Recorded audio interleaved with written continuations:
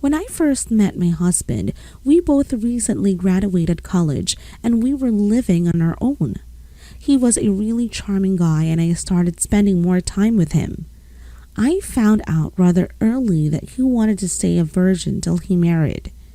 It wasn't out of religion or so, just the way his parents raised him. At this time, I had slept with a handful of people, but I didn't want to lose him, so I ended up lying about it. We were together and within 2 years, we were both married and have been married for 8 years. Out of all the guys I met, he was really smart and socially savvy. He was always the life of the party. A lot of people considered him his close friend, and he was viewed as someone people can confide in. Somehow he found out about my previous partners to this day. I still don't know who tipped him off. He confronted me about it. I confessed to him. At that time, we were already pregnant with our first child. He was really disappointed with me, and from that day on, he stopped treating me special. All of the small things that he used to do for me were gone. We would still talk, but no longer did he try to involve me in his social circle. He would do a lot of fishy things like come home late at night. We used to have sex like every night, but he really stopped initiating a lot, and it dropped down to like 2 to 3. I did everything to see if he was cheating on me, but I couldn't find any trace of it at all.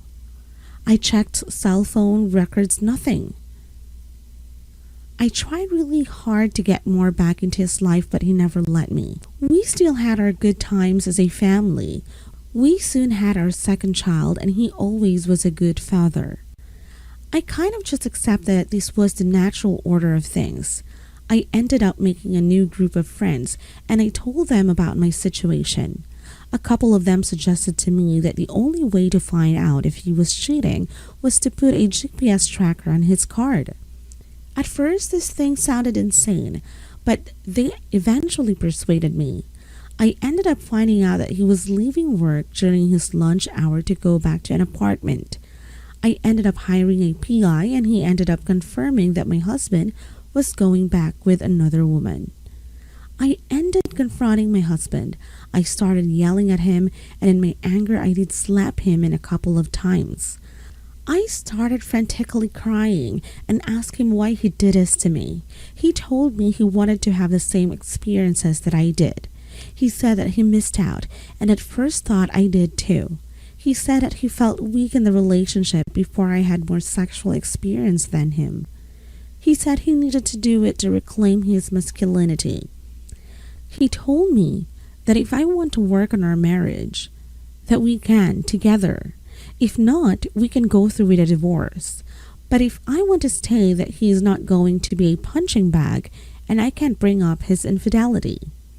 At first, I told him to leave, and he did. I started weighing the options that I had, and I still love him. Even though he did all this to me, I still love him. He may not be the best husband, but he is a great dad, and I don't want our children to only see him once a week or any arrangement like that. I don't want to go out into that dating pool as a single mom with 2 children. I ended up asking him to come back, and if we start going to counseling. So far, we have individual and joint sessions together. I ended up finding out that in the course of our marriage, he has slept with 15 women. Our counselor says that he felt weak because of my actions, that his infidelity was motivated because of me. He is not saying it is justified, but that's why my husband did what he did.